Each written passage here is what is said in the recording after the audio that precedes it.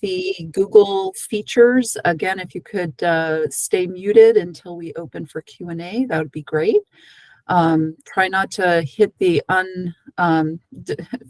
red button, which will disconnect you from the meeting. The unmute button is on the far left. The chat is also on the far right, down at the bottom, the little word cloud. All right. We always start our meetings with our grounding slides, and I'll read our land acknowledgement statement, which is a project of the MSCC. We acknowledge the lands and waters now known as Maryland are the home of its first peoples, the Accohannock Indian Tribe, Assateague Peoples Tribe, Cedarville Band of Piscataway Indians, Choptico Band of Indians, Lenape Tribe, Nanticoke Tribe, Nassau-Wawash Band of Indians, Piscataway Conoy Tribe, Piscataway Indian Nation, Pocomoke Indian Nation, Susquehannock Indians, Youghiogheny River Band of Shawnee, and tribes in the Chesapeake watershed who have seemingly vanished since the coming of colonialism. We acknowledge that this land is now home to other tribal peoples living here in diaspora. We acknowledge the forced removal of many from the lands and waterways that nurtured them as kin. We acknowledge the degradation that continues to be wrought on the land and waters in pursuit of resources. We acknowledge the right of the land and waterways to heal so that they continue to provide food and medicine for all. We acknowledge that it is our collective obligation to pursue policies and practices that respect the land and waters so that our reciprocal relationship with them can be fully restored. And our equity and justice statement. The arts celebrate our state's diversity, connect our shared humanity, and transform individuals and communities. The Maryland State Arts Council, MSAC, and its supporting collaborators are committed to advancing and modeling equity, diversity, accessibility, and inclusion in all aspects of our organizations and across communities of our state. MSAC and its grantees are committed to embracing equity and non-discrimination regardless of race, religious creed, color, age, gender expression, sexual orientation, class, language, and/or ability. And our vision, the MSAC plays an essential role ensuring every person has access to the transformative power of the arts. And our mission, we advance the arts in our state by providing leadership that champions creative expression, diverse programming, equitable access, lifelong learning, and the arts as a celebrated contributor to the quality of life for all the people of Maryland.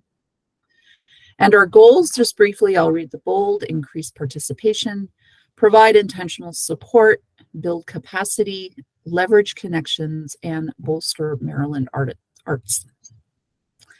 So our creative meeting actions today is that we're going to celebrate being in the space with other creative people, engage with everyone's presence as a gift, acknowledge that together we know a lot, enter the conversation with curiosity and inquiry, share your idea and trust that it will be heard, use I statements, focus your language on the task at hand, hold one another accountable, apply yes, and I hear your idea and I'm going to add to it.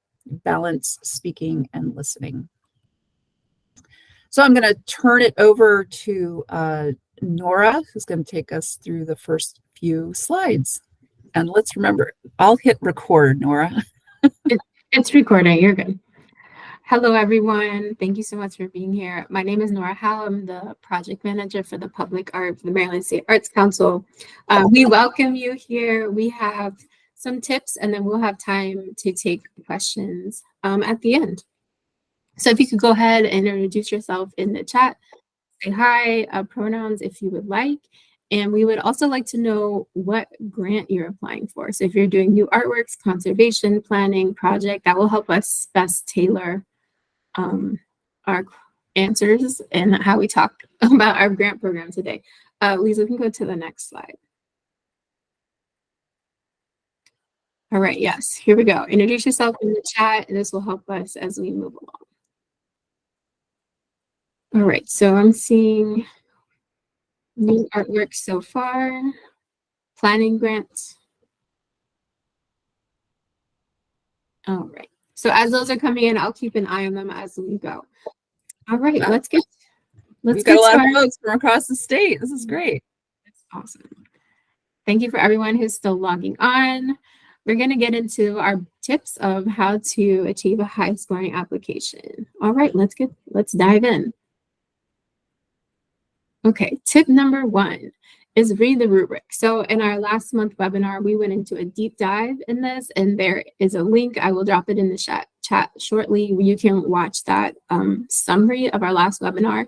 But essentially, when your grant is submitted to us, it goes to a panel, and each person on the panel will read and give your grant a score.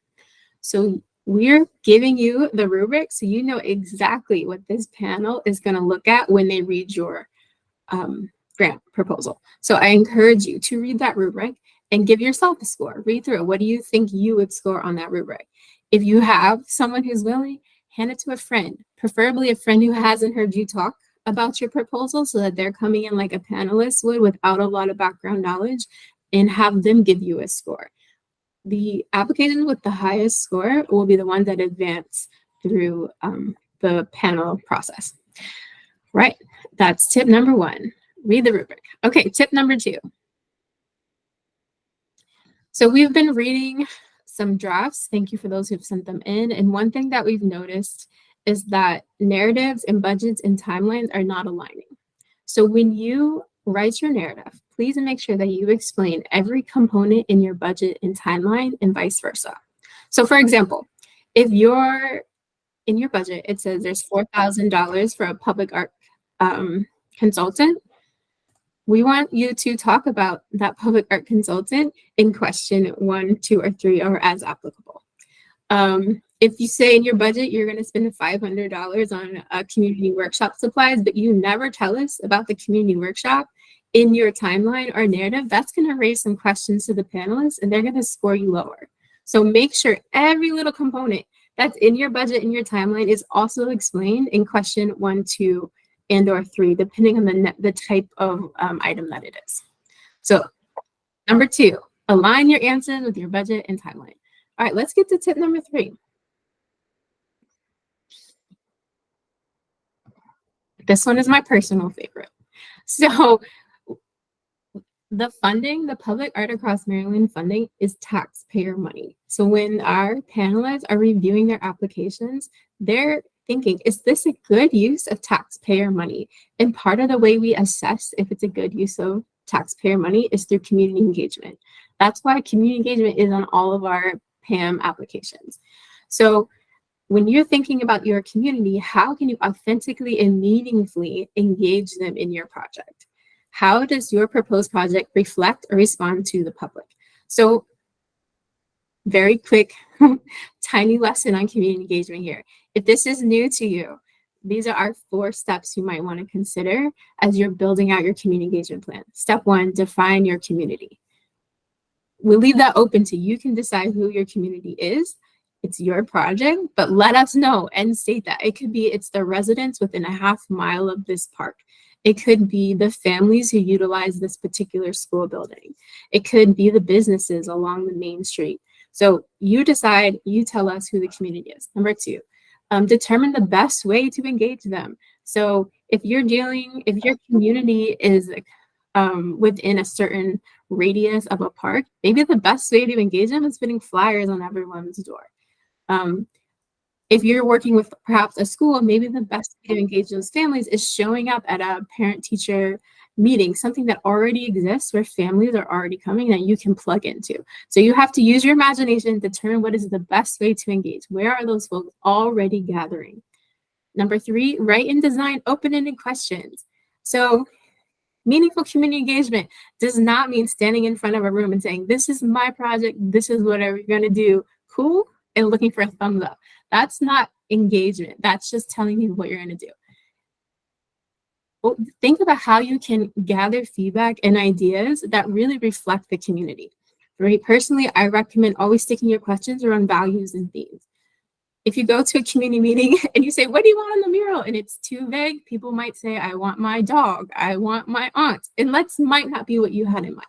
But if you can say what represents you, what inspires you, what values are important to this community, you can find common ground that align with both your interests as an artist and the interests of the community. And step 4 is you got to do the work and it can be laborious and tedious to really have that engagement and dialogue, but it can take many different forms. It can be workshops, presentations, events, surveys, dialogues. It can be virtual, it can be in person. There's many, many ways to do this, but when you're reading your application, we're looking for you to really thoughtfully think about how you can have a meaningful experience and that the work you create reflects and responds to the community as you've defined it. Okay, those are our top 3 tips. And I'm going to hand it over to Liesl because we had so much fun writing this presentation, that we came up with some bonus tips. Thanks, Nora. Great 3 primary tips. And so often we'll read a proposal and folks have forgotten to pay the artist. So we want to emphasize that our planning grants are up to $10,000. This is a significant amount of money. And we want to see that, the artists are being paid for their time to develop a proposal for, support for this community engaged project that you're planning. These are just ranges of what we have seen in proposals previously for planning grant stipends for artists. You determine what's appropriate for your budget and your planning process in your community. For project grants, again, this is dependent on the type of project, and the scale of your project might be smaller or larger than our $30,000 grant award. That's the max that we can award to your grant, to your project. So again, it's dependent on the type of work that the artist is doing. Again, the community collaboration that's taking place, which is often sometimes less visible to the public. But as we note in the italics, is that low stipends, may cause a red flag for panelists to score that application lower in the final review.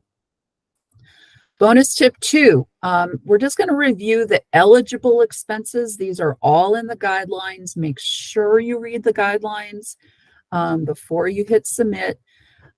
So for the planning grants, administrative fees, for those community engagement activities, we want to honor your time, other people's time that are involved in generating artwork ideas. The time it takes over, weeks and months to plan a community-based public art project is significant. Again, those artist fees or honorariums, we have a whole office hours that was dedicated to how to select an artist. Nora will put in the chat the links to our webpage where all those links are to the recordings. Any consultant fees, you might be hiring a public art consultant. You might need an architect or a landscape architect that's going to work with the artist to design any improvements to the site. Those are all eligible. Perhaps as an artist, you might need a little help with your rendering skills. A digital, computer graphics whiz could also be a consultant to help communicate the project idea, because if you're coming back for a project grant, we need those designs to be as clear as possible. And we're going to go into that in some bonus tips further on. If you need to rent and, space for your meetings, and if you're running a call to artists, you're welcome to use software that might help get the word out, help your artist selection committee select the artists, to score the artists submitting proposals or applying to your project. And there are a lot of great software packages out there. So bonus tip 2 is the new Artworks project grant funds that are eligible, expenses that are eligible. Again, the artist is going to provide you a fee for what it will take them to produce the proposed artwork. They might be hiring studio assistants. They might be having the work fabricated. They might hire contractors to help install. Don't forget professional photography of the final piece. Again, maybe a studio needs to be rented for creating the work. Of course, all the artwork materials, we want all these details in your budget. Don't forget that the artwork needs to get from the fabricator or the studio to the site where it's going. The artist may be required to get insurance. Again, a project management or administration fee for the organization applying and administering and managing the project. Don't forget a dedication, invite folks out. Perhaps you need lemonade or iced tea. It's a hot day, chairs, mics, microphones, all of that. Plan your dedication. All right. So I want to be clear on what we don't support. We have a definition of public art on our website in the glossary. We're supporting work that is intended for public space, that the work is free and accessible to the public, and there's no admission cost to view the work. This is different than commissioning work, let's say, for a space that might only be viewed limited hours of the day, or you have to go behind the secretary to go see the artwork. This is intended for public space. Any pre-existing work, perhaps it's been in storage, or we're looking at work that's hung on a wall somewhere else and we want to put it in our public lobby. This type of purchase of work is not eligible.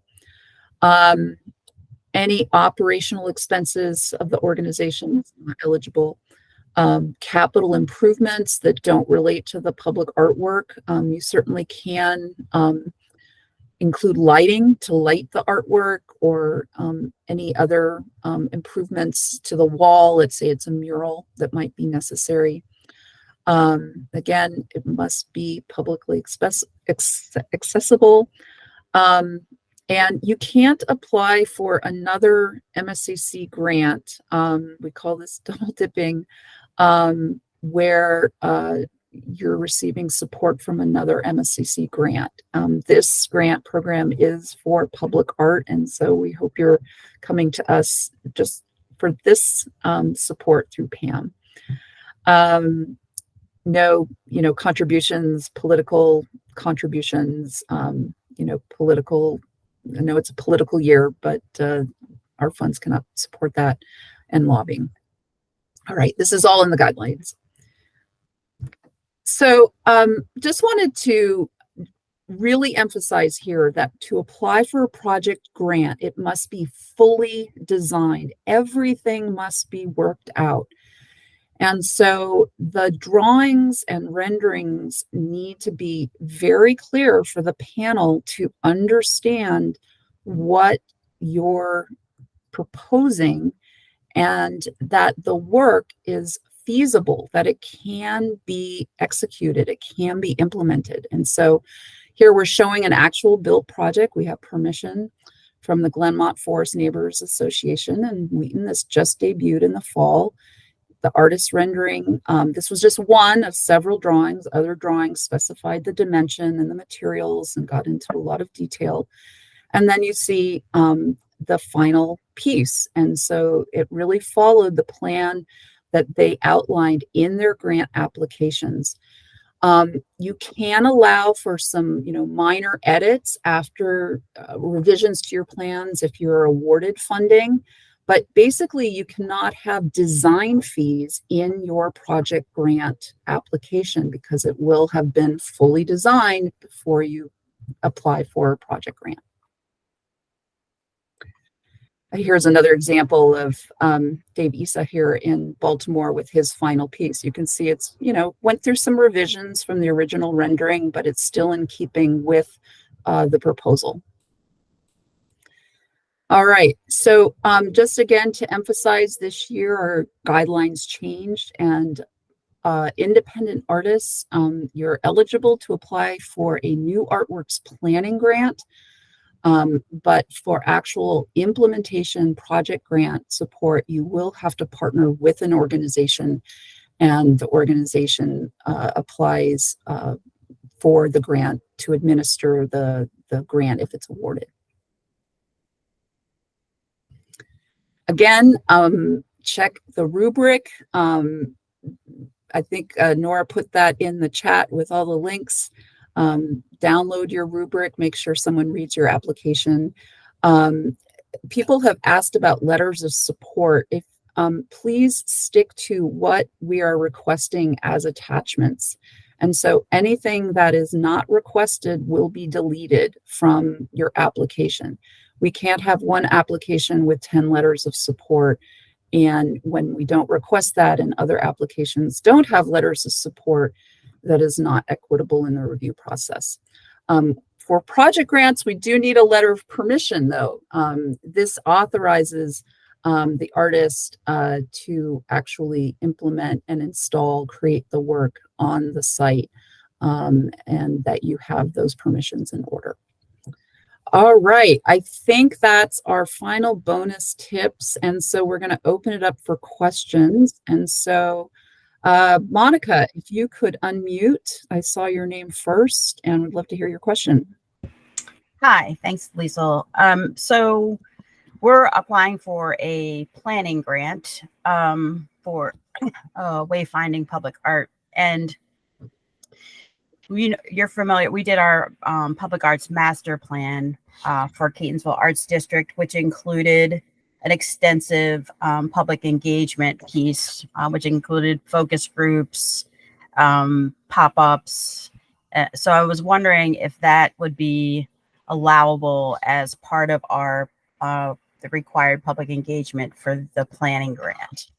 So the previous engagement for a plan, an overall 30,000 foot view of what could happen, is different for the specific project that you are trying to create. So we encourage you to certainly take the input from that plan and perhaps invite those stakeholders back to talk about this specific project that you are seeking to plan for with the community, essentially. So it's sort of like a yes and situation. You've had great support. Let's get everybody back to the table and keep talking about what the next step will be. Yeah, so in terms of like what they would like their wayfinding or what they feel is necessary for the wayfinding. Yep. Okay. All right. Thank you. Thanks, Monica. All right. I saw Susie Glauner. Great unmute. Hi. How you doing?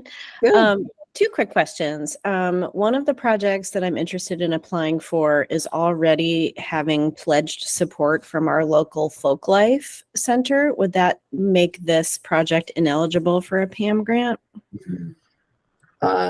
No, because, well, you know what? I'm going to have to actually check on that. Okay. Okay. Got it. And then my other quick question. Oh, sorry. Go ahead. Could you just send me an email to remind me? I will. Yeah. Okay. Okay. My other quick question is now seeing the process of this. So if we can't apply for a project grant until we have a complete rendering, is it on us to pay the honorarium for the artist ahead of time? Or could that come out of the project grant if it's awarded, but then if it's not awarded? See where I'm going with that? If it's set aside funds, let's say for a selected artist, if you feel that, or perhaps, the honorarium is significant enough that each artist applying would have, fees to be able to cover that type of service. I realize it's a chicken and the egg situation here. Right. Yeah. So it does have to be fully rendered at the time of a project application. So, but could that honorarium be reimbursed to my organization from the project grant if it is awarded?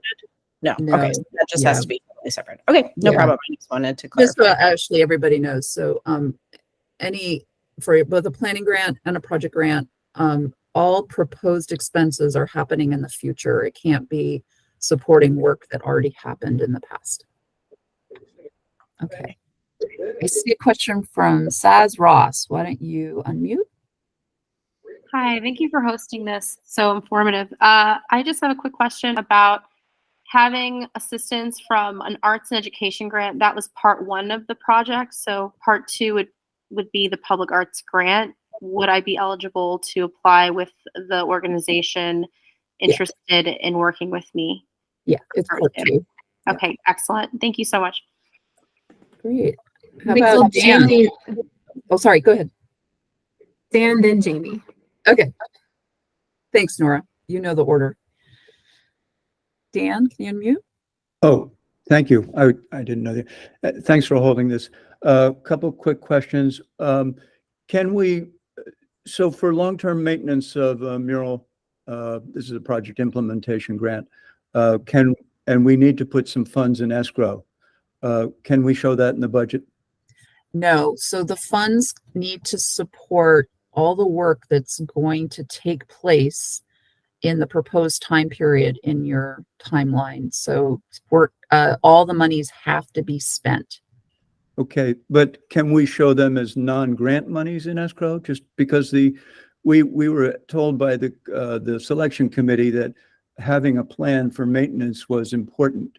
We want to know your plan. That's fine. It doesn't necessarily have to be in the budget because, again, those funds wouldn't be expended. Second question is about a community involvement. So much of the community involvement was around the design. And of course, the design, as you say, is finished when you go for implementation. Do we need to repeat that? Does the selection committee see the planning? Is there a wall between planning and implementation? Do they see it previously? For folks who have, perhaps applied in the past, we have a whole new panel this year. They have no idea if you have done a planning process. And so you need to answer these questions like they've never known that you've received a planning grant or went through a process. So please explain that in detail. Thank you. Yeah. Is it Jamie next? Is it Jeannie or Jamie? Jamie or Ginny? Jamie. I think Nora had said Jamie. Okay, great. Thank you so much. So my question is, so I'm applying for a project grant and I've already worked with, it's the VFW who is looking for some artwork, and would they be considered a partnership in that? How it works? They would have to be the applicant. Okay, so when I put applicant, it would be under them, and then I would just be as the artist. The partner. Okay, Yep. partner. Okay. I'll just email you on some of the specifics of that. Is that okay? Sure. Okay. Yeah. Just want to make sure that Yes. So again, just for independent artists who maybe are taking more of a lead in the project that they're proposing, your organizational partner is taking on all the paperwork, the financial responsibility of managing the grant and the issuing of payments for your fee or materials for the proposed work. Also, the final report back to MSAC. So, okay. We want this to be a genuine collaboration, and that this project again is rooted in community and coming, from an organization that's, actively participating and engaged in that work that's going to be planned or created. That's wonderful. Okay, great. Thank you. Hey, Nora, who's up? Star Center. Hi, yeah, I'm Adam Goodhart from Washington College. Thanks for hosting this. We're going for a planning grant, and it would be for a work of public art that's in a very prominent location in our community and really engages with grassroots local history. So we want to make sure that the planning and ideation process are as open and inclusive as possible. And we've had several ideas on how to do that, and I just wanted to make sure that these would be allowable expenses. So one would be honoraria for members of a community advisory group. So these would be people from the community who would basically be involved from the beginning in the brainstorming and planning process. Would that be allowable? If they're identified as consultants, or No, they actually, it doesn't necessarily have to be listed as a consultant, but yeah, the community leaders, however you name them. Okay, terrific. Another is that we would like to take members of this group to other sites of public art around the region, especially because we're here on the Eastern Shore in an area without a ton of public art and commemorative art. And so if we were to say charter a bus and take those members of the group and also open it up to members, interested members of the community who could then offer feedback, would that be allowable? That's great. Yes. Yeah, it's great. We'll just put that out there for everybody, get out around Maryland and look at the precedent out there of other public art if you're planning a project. Terrific. And then the final question is, if we had someone work for us on an hourly basis as part of our team here at Washington College to serve as a liaison with the community and to work on the project, would that be allowable, or would that be within the prohibited category of staff salaries or things like that? Because the plan, while $10,000 is significant, a part of the goal is to support artists. And so if there are, folks that are receiving salaries in a position where they could provide their time because they are being supported, the intention is, for this grant to support those who, may not would be all volunteer and not compensated. So I would, it's eligible, but I would proceed with caution. Okay, so Yeah. it would be something where it sounds like if there were someone who were a working artist who were receiving that, a working Maryland artist, that would be more likely to be looked on favorably than if it were someone who were not. Correct. Okay, thanks very much. Sure. All right, Adrian. Good afternoon. Happy New Year, everybody. My question is, we are applying for a project grant, and our project is to preserve or enhance the viewing area around the Harriet Tubman Take My Hand mural. So the gentleman from Washington College, he should come to Cambridge. But we have partnered with the state of Maryland. So we've had several legislative bonds in the city of Cambridge, and we have a rendering on how we're going to enhance that viewing area and enhance the mural. I would like to apply for this grant to upgrade the lighting that is on the Harriet Tubman Take My Hand mural. The problem is that we have a rendering. We have not been before the Historic Preservation Committee and other city officials, so my rendering may change, but I know that the lighting will be attached to this kind of pavilion that will shade and light the mural. So can I submit the rendering that we have? But I got to go through HPC, and I got to do that. Yes. So this is actually conservation project grant that you're applying for. Because well, let's clarify. So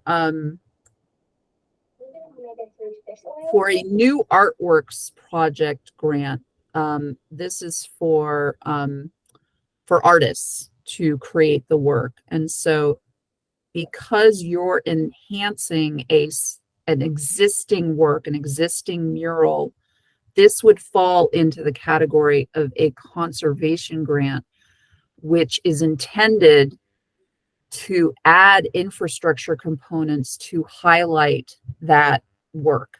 Yes. So just for clarification, in case you might need to shift, and we'd be happy to help you with Smart Simple and all that.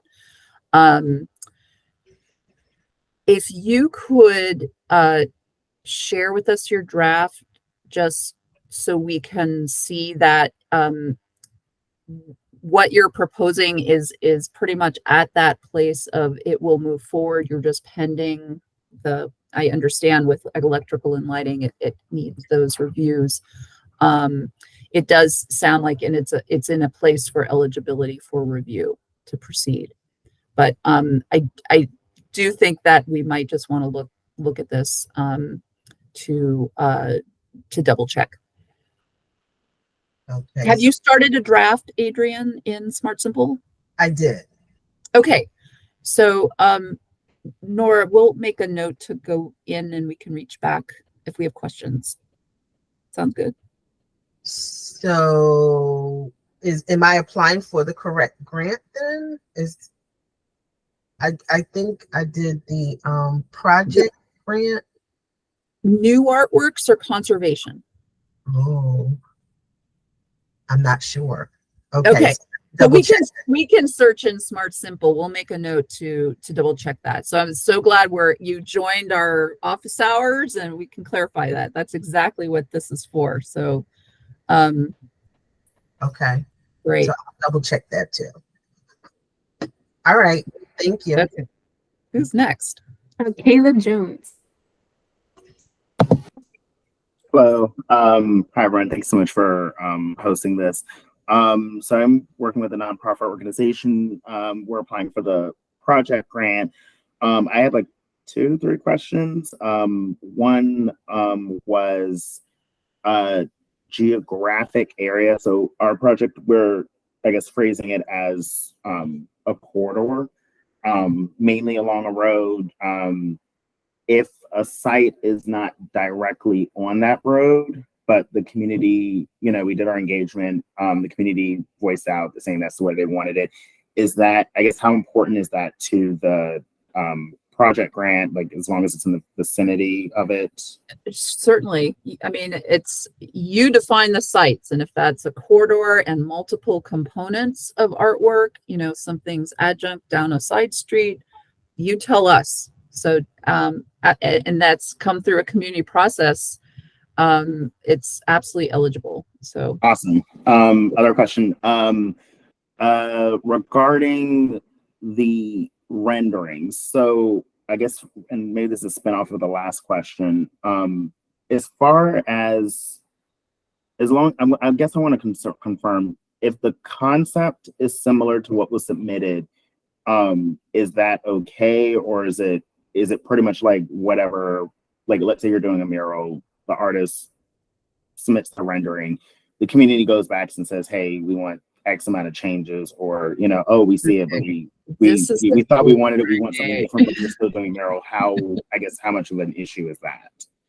So we have panelists that are reviewing lots and lots of applications. And so they're looking at the narrative and looking at your drawings. And if they're not seeing a sync between what you've described and what the community is desiring, and we totally understand if there are edits that happen, you may score lower because it's not depicting what you're actually going to be painting. We do understand if there are situations where perhaps the community is going to paint one area of the mural, and that is up to who joins that day and paints red or yellow, and that will be determined, when the mural is being produced. But do try to get a revised rendering if possible that actually depicts what it's going to show. And I realize that an artist is putting in time, not actually knowing if they're going to produce the work. But it will make your grant more competitive. Okay. Yeah, I think our thing was just kind of like, what's the issue? It's like, okay, if they submit this and it's fine, but then it's like, okay, we went back and there were some changes or something made, like how is that impacted? So I think that kind of answers it. I guess the third question, obviously, I think for what we're trying to do, we recognize that the 30,000 still isn't enough, but because we're utilizing sites that we own, just to kind of minimize site control issues and things like that. Is it worth it to kind of list in a budget or anywhere in the narrative if our organization is kicking in a portion of the funding or doing some kind of Absolutely. Great question. So if anybody's in the process of fundraising or looking at prospective donors, there's a place in the budget for listing that. And, certainly, as I've emphasized, projects may well be beyond $30,000, depending on the scale of your project. So please list that out in the budget. I think that was actually all my questions. I greatly appreciate it. Okay, great. Who's next? Donna. Okay, Donna. Donna, you're muted. There we go. Hi, everybody. Thank you for hosting this. It's a great opportunity to see and meet you guys and also ask this question. So the in-kind funding was just kind of addressed with Caleb. I wasn't sure how heavily the application was graded based on that, if that kind of improves your chances if you list some in-kind funding or donated funding. No, it's up to your particular project and its needs. So if you're getting some help, that's great. List it. If you don't have in kind, you're not losing points. Okay. So we will be the organization that will kind of administer the grant and pay the fees and all of that, coordinate the project with the artist. So in that case, I don't have a partner listed. Is that correct? I'm identifying myself as the organizational information for a project. So your selected artist should be listed as the partner. Okay. Good. That's good to know. And when you offered the opportunity to read our draft, do you just look at it in Smart Simple? That was my other question. Or do I scan it and email it to you? All drafts must be in Smart Simple. Yeah. And then I just send you an email saying, would you please look at this and give me feedback? Okay. Yep. That's all I got. Thanks. Thanks. Who's next? All right, Dylan. Hey there, thanks for this session. I'm going to be applying for a planning grant as an independent artist, so not working with an organization, and just had a few questions around that. Firstly, in Smart Simple, I'm seeing for attachments, the only option is for the W-9 form. So I'm assuming that means there's not like a opportunity to provide a resume or previous work examples? No. You're telling us about your idea for planning and no artwork proposals at this time. Right. Would it be advantageous to speak to experience in the field in my planning description? Certainly, if, this is part of a thread of your artistic practice, in question one, it would be great to hear how you're approaching this. Okay, great. Kind of a related question. So I would be looking to be the lead artist as well as handle the project management. I'm also a landscape architect, so would be kind of managing a lot or wearing a lot of different hats. So would it be reasonable to list sort of design consulting, public outreach, project management as separate items in the financial section, even though I would be the recipient of those funds? Sure, and explain that in the narrative as, what one of our tips was, making sure they align. Mm-hmm. Yeah. Okay, great. Thank you. I'll be reaching out once I get everything filled out in Smart Simple. Would love to get some feedback. Great, thanks. Thank you. Jeannie. Hi, everyone, and nice to see you. Lisa and Nora, we've spoken on the phone. Thank you. This is really helpful. I have a couple of questions as well, because we are just finalizing the planning phase of our public art grant. In fact, we selected our finalist and the winning design on Monday. So we'll be reporting on the planning grant at the same time as we're going to be submitting the request for the project grant for the implementation of the mural, right? Great. So I wanted to make sure, my understanding is that there will be different people looking at the report as well as the grant. Those are two very standalone documents. Only staff look at a final report. Oh, okay. Yeah, not panels. All Yeah. right. And that's just administrative. So anyone who has had a prior PAM grant, you must submit a final report before you can apply for a new grant. So make sure that is submitted by or before January 26th. Yes, and so they can both be submitted on the same day, the new grant. Yes. So we just hired our first part-time staff member this year. Well, it's actually last year now because it's 2024. But so we have one of our member artists who responded to our search, and so we've hired her half-time as our arts administrator. And she has been supporting the planning phase, and she will also support the implementation, doing things like, assisting us with all of the work that we did to put out the survey, to schedule the focus groups, to book the libraries and so on for the focus groups that we held with the community.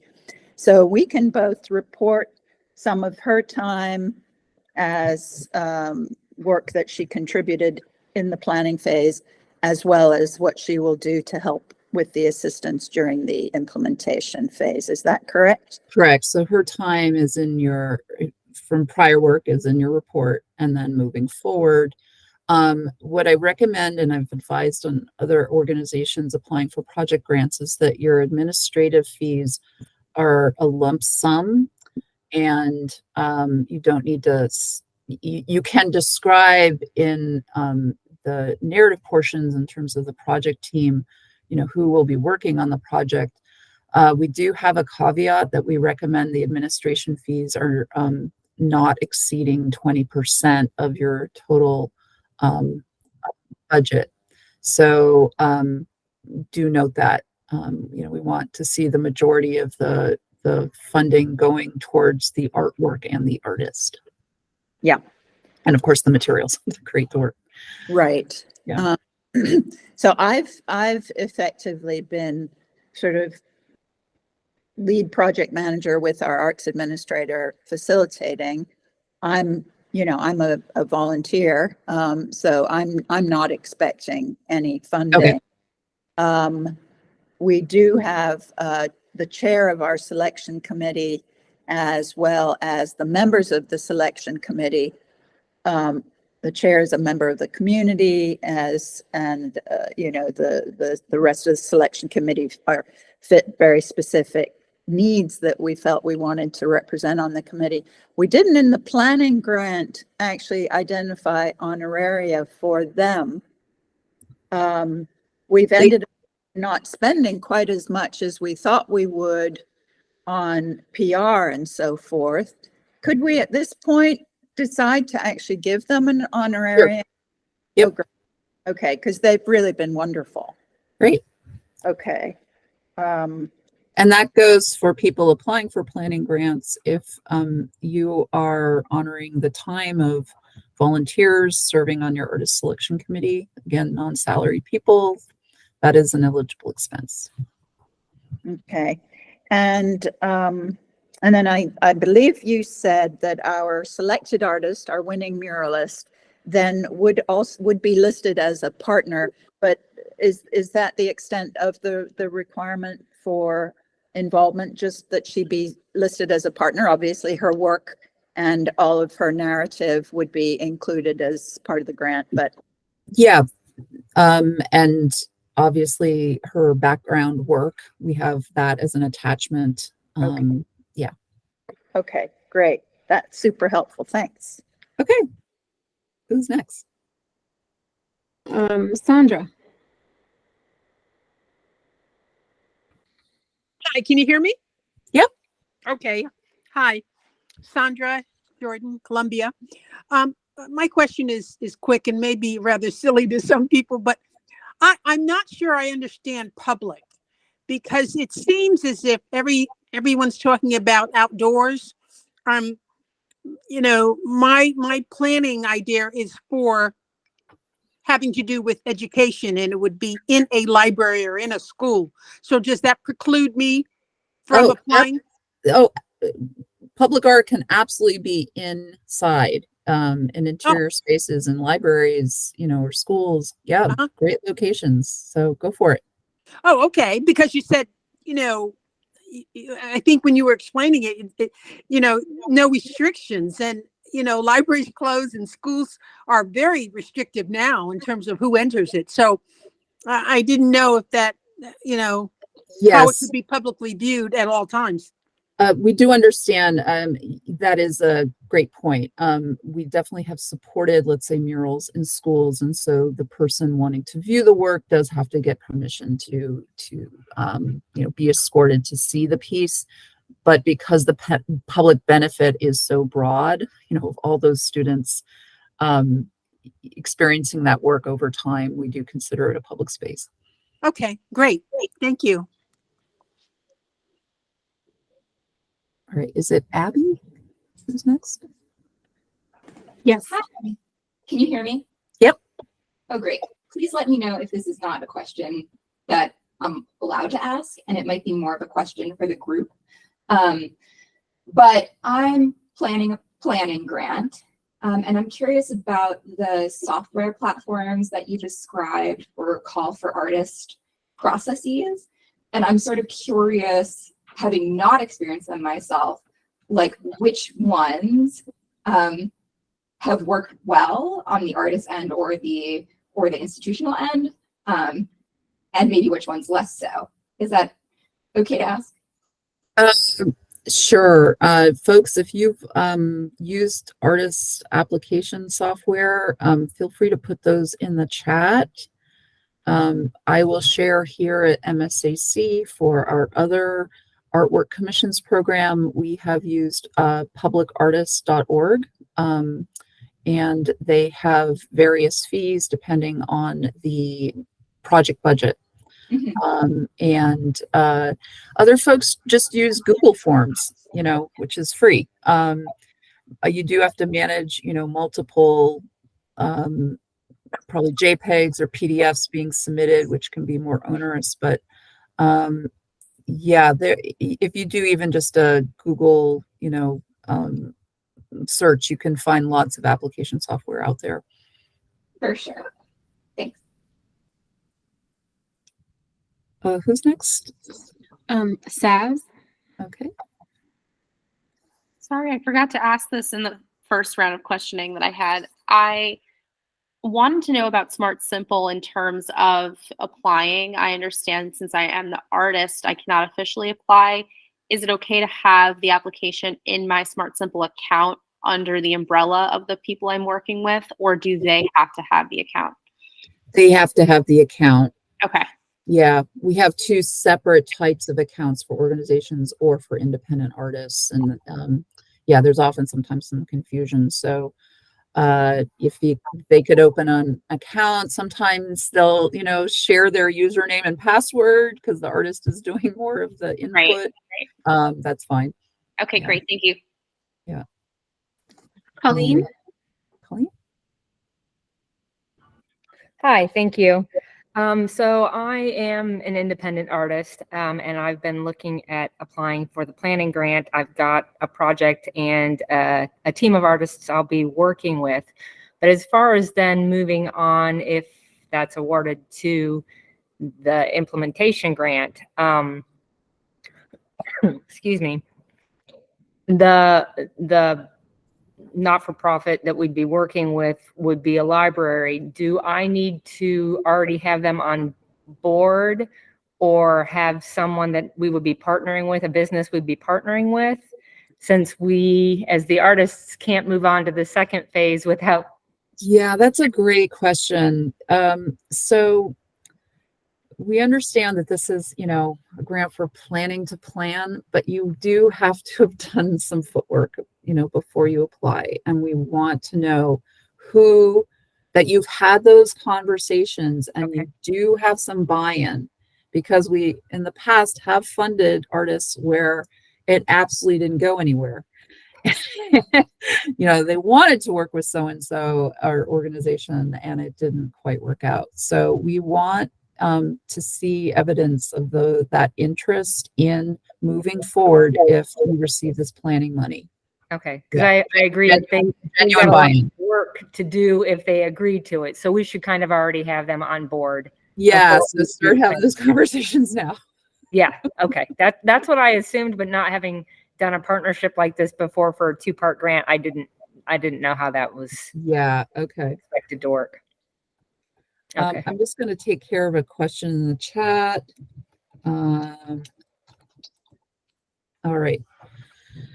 Anyone else? I still see Sandra's hand up. Did you have a second question, Sandra?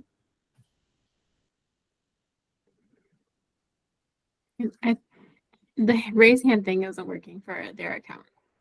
Okay. Oh, got it. All right. Well, we only have about 3 more minutes. Is there anything in the chat that I haven't covered? No, we got it all. All right. So this recording, as we communicated, is going to be on the website as soon as we'll have the link to the YouTube recording on our website. And so if you'd like to re-review a response or any of these questions,